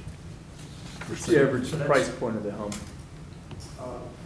We anticipate the home starting around 310 and extending up into the high 3s, even some 4s, depending on options. But that's subject to market conditions, obviously. It'll be, right now, we project late 2020 before we actually start selling homes. So markets can change over time, so. Thank you. Anybody else? Any questions or anything for the presenter or for staff? Warren, that's wide enough for a fire truck to get through? Cars parked on both sides of the street? Mark, I mean, with both sides, yeah, your fire truck's still gonna go. It is gonna get through? On a 22-foot wide Oh, road? it's way 2 foot wide? Oh, I thought you were talking about. Heavens, no. No, if you have cars parked on both sides of the street, you're not, they're right next to each other, and they're not off on the curb, it's gonna be problematic. But that's the case on every single street we have. Literally every street we have, you're gonna have that concern. Lee, any more comments? No, sir. Okay, thank you. Any more discussion from this board? This is age targeted, but we've got a $300-something thousand price point, and these are 3 bedrooms. Yes. About, not all of the units are age targeted. So, yeah, so our strategy is to do about half and half, age targeted and traditional family targeted. And yes, there'll be 3, 4 bedrooms, optional 5th in some cases. So fairly large homes. I think the square footage starts around 1,800 and goes up above 3,000. So it's a wide range of products. And we've got a middle school that's 104% capacity, and a high school at 90-something% capacity. High school is 100, middle school is 94? 95. Yeah, and that's interesting. We've gotten a little education from your staff as well on the school impact. We thought the age targeting would address that a bit, but we're interested to learn, I think, of the demographic study that Union County Schools had done recently. I think that Kevin had done from them that actually, surprising to me, predicted a upcoming decrease in students in the future based on the demographic trends. So I'm not saying you need students to fill them. We just thought that was interesting information for us. Any more discussion before we close this hearing? If none, then we'll bring it to a close. Pardon? Warren, how far down is 84 gonna be widened, and when? 84 is widened to Wesley Chapel, which is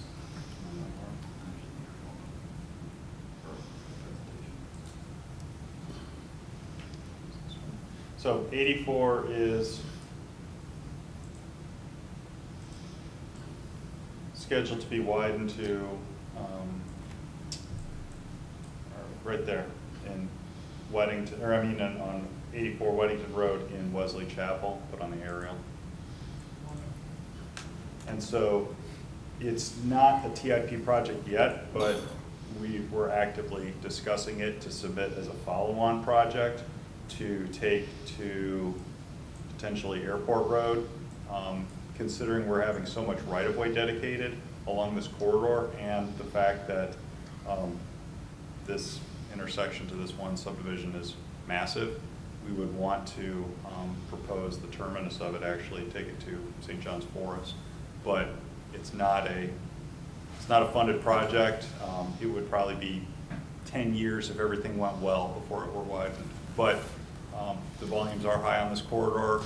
It would be competitive. It's an NC route. It would be competitive for funding, and so we are going to look to submit it in the next round of prioritization.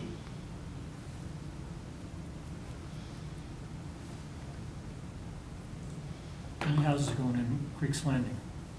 You know? Just north of 200. I think 206. 206? Yeah.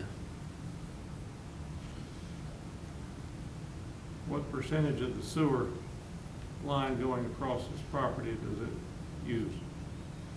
The capacity, what percentage of the capacity?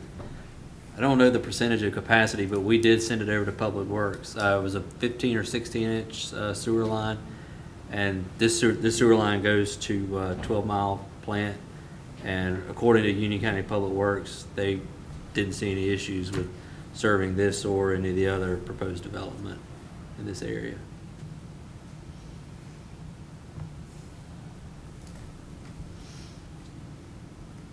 Any other questions or comments? I got a question for Lee. Lee, with this school capacity being right at, probably right as far as they can live with it, do you have any information regarding the school board as to when or if they have any other schools being built in the foreseeable future in this area? Is there anything that would alleviate this obvious overload, and more people build houses to eventually hit overload point there? Is the school system, to your knowledge, doing anything to? I don't believe there are any new schools in the CIP for the public school system. There are some expansions of some schools that are going to take place. I'm not sure if there are any expansions specifically in this area. I want to say there might be one at Sun Valley, but I'm not positive on that. I'm thinking about whatever school system is attached to this, where you're up at 90. Right. Yeah, this is Sun Valley Schools. That's Sun Valley. Yes. So, didn't Sun Valley say they were supposed to get trailers like 2021 or something? Something like that, yeah. So where are they gonna be bused, these kids? Currently, they would go to Sun Valley. Now, you know, if the school system decided to redistrict, I mean, that's the best information that we have, is that currently this would go to Sun Valley. Sun Valley is, middle school's at 100%. I think the high school is 94, 95. You know, if the school system would be responsible for, you know, looking at the situation and deciding whether they needed to redistrict or whether they needed to do an expansion at one of those schools, or whether a new school, they would need to come to the county to ask for a new school to be built. As far as I know, none of that has happened. Are they not projecting declining membership overall countywide by, what is it, 2025?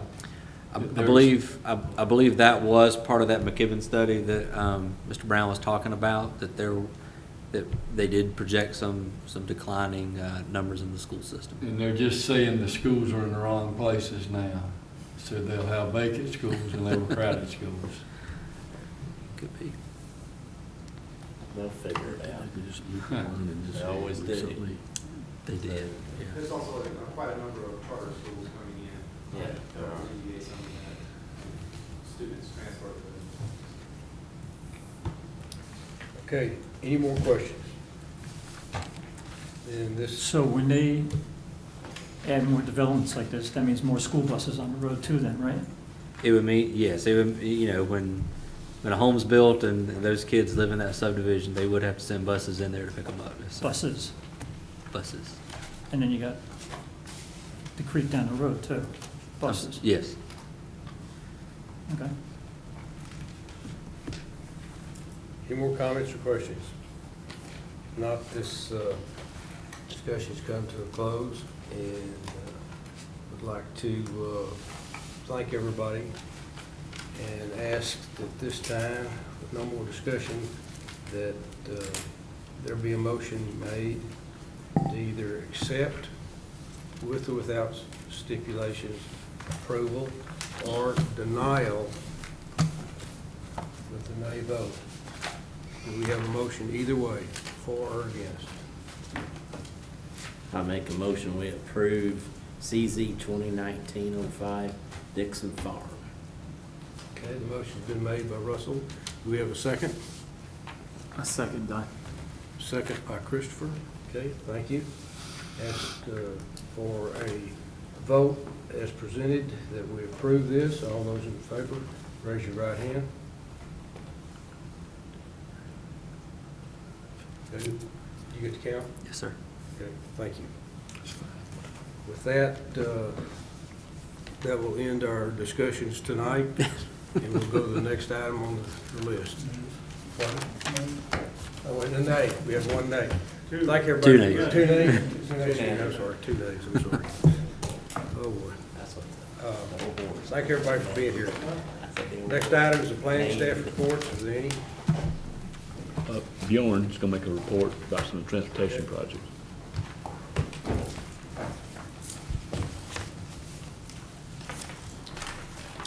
Evening, members of the planning board, Mr. Chairman. As you may be aware, several years ago, Union County created a critical intersection analysis to identify, prioritize its efforts in working with the municipalities and the NCDOT to address transportation issues across the county. That process has been remarkably successful, with about 2/3 of the intersections that were identified just less than 4 years ago have been funded for implementation. So we have embarked on an update of that list of intersections to give us new candidates to submit for funding through the NCDOT and through the Charlotte Regional Transportation Planning Organization. We kicked that off several months ago. We are doing the work in-house to identify the intersections. We're not designing them, we don't have those capabilities, but we are identifying them, that we will then use as a list of intersections to submit for a grant, where we'll actually hire consultants to do the traffic engineering work to say, at this specific intersection, here's a couple options for designing a solution to the problems, and here's how much they'll cost. We'll then use that information, get community input, also get buy-in from the municipalities and the county on the design, as opposed to just being told what's going to be done. Now we'll actually have some say in what gets done at these intersections. And then we'll take those thought-out designs and cost estimates to go get funded. We actually had our monthly stakeholders meeting this afternoon, where we gave preliminary approval to a list of 15 intersections that's shown on this map. They are across the county, and out of the 15, 12 of them are within a municipality, which is great because it gives us partnering opportunities. 7 municipalities are affected. 13 of them would be eligible for funding through CARPO. 2 of them, Joe Kerr and Marvin and Parkwood School and Potter, are not eligible because they're not on the federal aid system, so they'd only be able to get funded through the NCDOT, which is okay. And the next steps in this process is to finalize the report that we'll have available in early June. We'll release it at that point for 30-day comment period, and then address any comments, and then take it to the county commission, ideally in August. And at that point, we'll have an approved plan that we can use to apply for a grant to actually design these intersections. It's been a pretty smooth process. We only kicked it off 3 or 4 months ago, and we're already at our list of intersections. We had a really good public input process in the months of March and April. We had over 700 people take a survey on their input on intersection needs across the county. We asked some questions about awareness of the county's role in transportation, which isn't that large. 57% didn't know that the county didn't maintain roads. And we also asked questions about their support for the locals putting money on DOT projects. And I think 77% supported municipalities and counties putting money on these projects if it got them built sooner, which they do.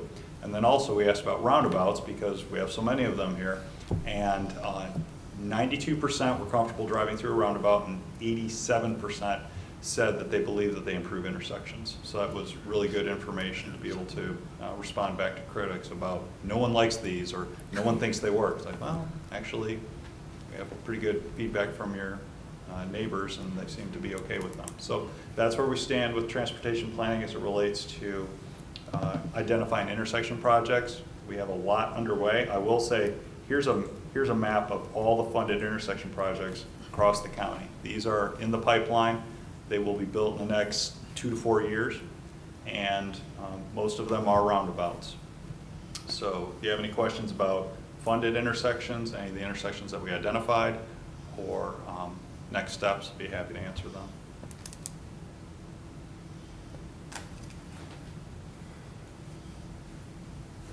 And this map is online. I'll be happy to email you the link. It's public.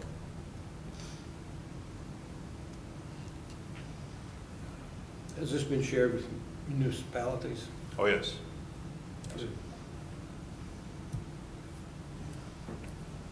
Yeah, the information about it, we had over 1,300 people. Well, I was probably 100 of them. So every time you open it up, it shows up as a new view. But we've had about 1,000 people review this map.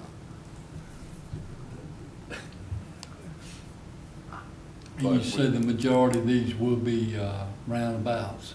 Well, these funded projects, yes, these are majority roundabouts. I'd say probably 3/4 or more.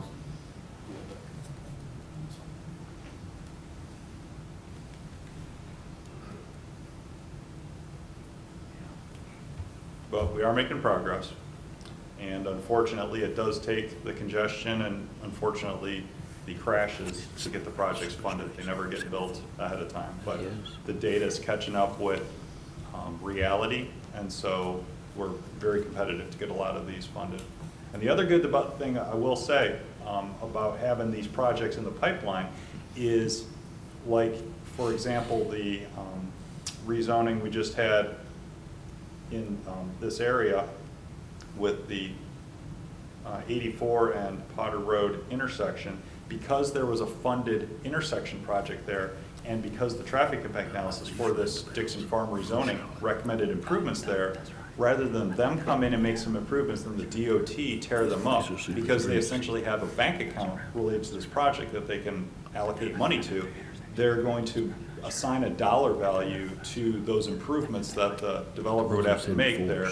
They're going to cut a check, and the DOT is going to incorporate the improvements into their design. Makes a lot of sense. Whenever possible, we try and do things like that, but if there's no project there, then the DOT has no ability to accept those funds. Therefore, the developer does what they do, and if the DOT comes in after the fact, well, that's wasted money essentially.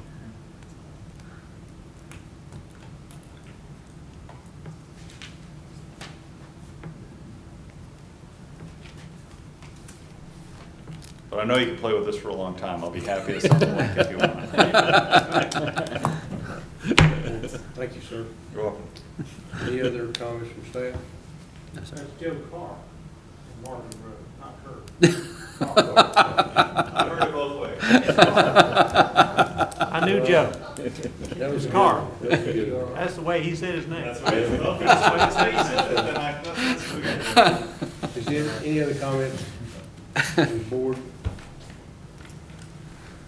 Not hearing any. Does anybody have a vote to adjourn? Charles, who's second? Patrick, second. Okay. Either way, okay. All those in favor say aye. Aye. Meeting adjourned. Thanks, everybody, for being here. Yes. After you oppose the adjournment. Well.